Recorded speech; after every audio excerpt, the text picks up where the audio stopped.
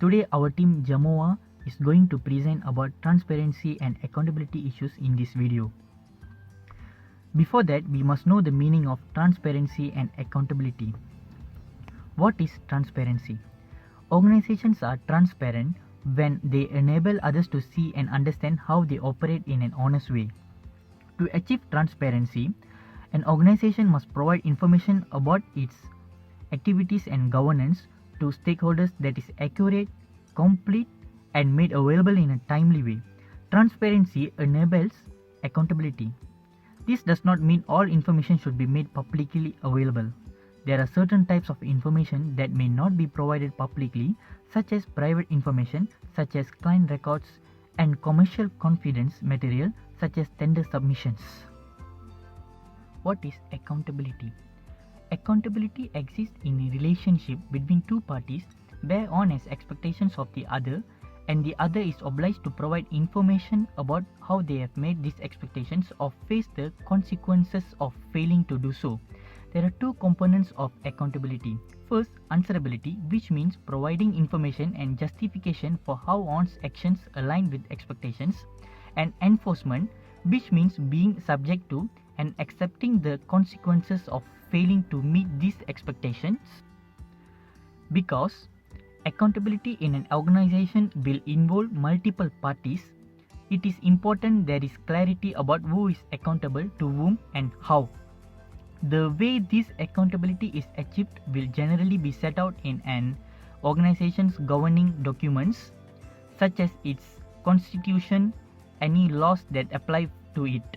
For example, an NFP may be required to provide an annual financial report to its regulator, and the penalty for failing to do this may be a fine. It is important that the documents and policies that enable accountability are made available to relevant stakeholders. Subject to necessary confidentiality, usually this is done by providing such information on the organization's website, but it should be available on request at a minimum. For accountability to be achieved, there must be transparency. When we talk about transparency, it is essentially a free flow of information for users to make decisions, which are divided into two types: internal transparency and external transparency. The former focuses more on the people who are within the business, while the latter focuses more on the people who are outside the business. For instance, internal transparency could be communication between shareholders, top management, managers, and even their subordinates, while external transparencies are mainly the stakeholders of the organizations, such as government agencies and societies near the organization's business operations. This is important to ensure that the people working have a clear understanding as to why and how they are doing their job in order to achieve organizational goals. Not to mention, interested parties of the organizations are now fully aware of the business activities and avoid any potential conflicts.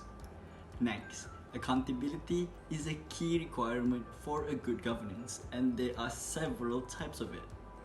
First is political accountability, when a politician decides on behalf of the people whether people could be rewarded or sanctioned by the politician's decisions. For example, in a democracy country, just like Malaysia, the citizens would delegate the power to elect officials in order to represent or act in their interest. Secondly, legal accountability. It refers to the theory under the law to find the culpability such as a crime, or a theory to receive money by the way of a civil case.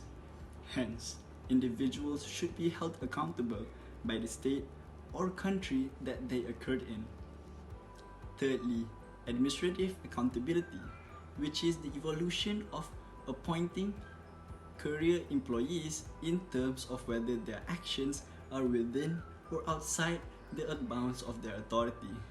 It answers the questions of who is considered to be accountable, to whom is he accountable, and the standards or values he is accountable. And finally, the fourth one is social accountability, which is an approach that relies on a civic engagement between the citizens and the government. For example, to check the conduct and performance of public officials, politicians, and service providers as they use public resources to deliver services, improve the community welfare, and protect people's rights. Okay, we move on to the importance of transparency in leadership. Firstly, greater employee advocacy.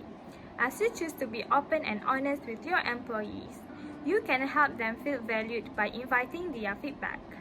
By showing your employees how much you value their contribution and opinions, you build a foundation of trust and loyalty that encourage greater employee advocacy. At the same time, showing interest and appreciation can also humanize you as a leader, making you more relatable in the eyes of your team. By presenting yourself as an actual human being, you will also earn greater understanding and support from your employees.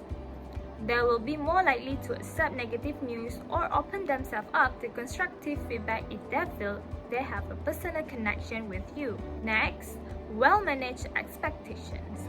Withholding information often leads to misunderstanding and unmet expectations.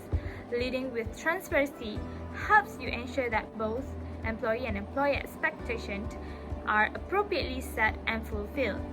With clear, open, and frequent communication, employees are less likely to make false assumptions about their job or their organizations.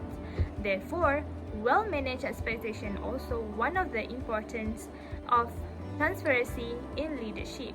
Lastly, improved employee performance. The importance of transparency in leadership is also clear when you consider the positive effect it may have on employee performance. As greater transparency actions, greater employee advocacy. These highly engaged employees more likely to achieve higher performance and productivity in their job. As for conclusion, there are three importance of transparency in leadership. Firstly, greater employee advocacy. Second, well-managed expectation. And the last one is improved employee performance.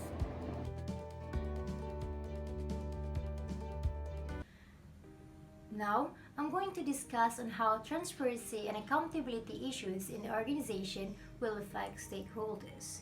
Firstly, it will lead to lack of trust among stakeholders.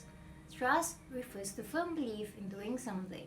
The trust issues could arise especially around company, employee, and customer. As for example, from the company perspective, the lack of transparency and accountability can have devastating effect that may leave a permanent stain on their brand or image. Hence, this will later affect the company as it cannot thrive without the public's trust. Next, it will encourage unethical behavior among stakeholders. Unethical behavior is an action that not morally right for a person. This would mainly occur between shareholders and employees. From the perspective of the employee, for example, lack of transparency and accountability will eventually lead them to do certain adjustments or even fake their findings to impress top management. This can be seen especially in the case of Dieselgate. And last but not least, it may lead to unclear priorities among the stakeholders.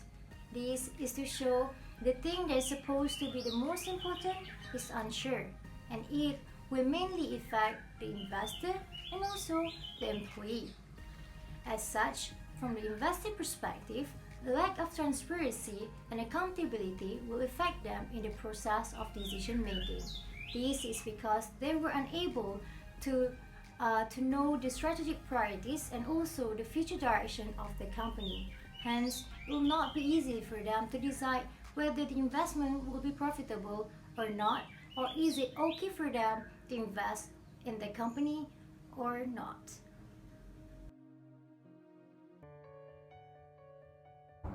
There are few ways to promote transparency and accountability issues such as high ethics and integrity. The board of directors or top management need to have a high level of integrity and ethical behavior and should be seen to be possessing those traits. This is because they are participating in the decision making of the company. Furthermore, they need to be open and accountable to stakeholders for their part in the decision making process and avoid any conflict of interest. Next, the company needs a strong and practical environment that supports and encourages ethical and accountability behavior. For example, a proper segregation between the chairman and the CEO, with clear distinction and definition of the roles for each of them. The company can also apply detailed policies and procedures for all departments and functions, defining the roles, responsibilities, and standards of operations across the organization. Lastly, there should be an effective internal control system to provide reasonable assurance on the operations' effectiveness and efficiency, the reliability of internal and external reporting, and compliance with laws and regulations, including corporate governance policies. For example, reporting and disclosure of a company. Major issues that affects the overall performance of the company should be brought to the attention of the board in a timely manner, and all relevant information should be presented clearly.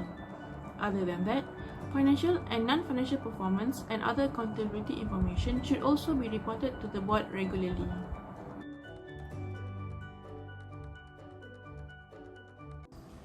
Hello everyone.